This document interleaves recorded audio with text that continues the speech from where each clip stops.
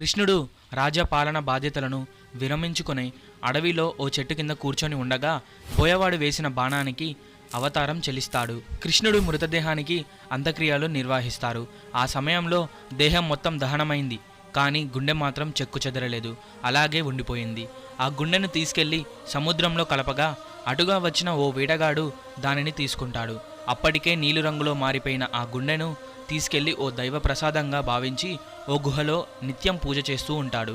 ఆ తరువాత వేటగాళ్ల వారసుల నుంచి ఆ నీలిరంగు పదార్థాన్ని తీసుకున్న పూరీవాడు జగన్నాథ స్వామి విగ్రహంలో పెట్టిస్తాడట. ప్రతి 12 ఏళ్లకొకసారి విగ్రహాలను మారుస్తారు. అలా మార్చినప్పుడు శ్రీకృష్ణుడి గుండెను కూడా మారుస్తారని చెప్తారు. ఆ గుండెని మారుస్తున్నప్పుడు ఇప్పటి వరకు ఎవరైనా చూసారా అంటే లేదనే చెప్పాలి. ఎందుకంటే 12 ఏళ్లకొకసారి జగన్నాథుని విగ్రహం మార్చే సమయంలో పూరి నగరం మొత్తం చీకటిమయంగా మారుతుందట. నగరంలో విద్యుత్ నిలిపివేస్తారట.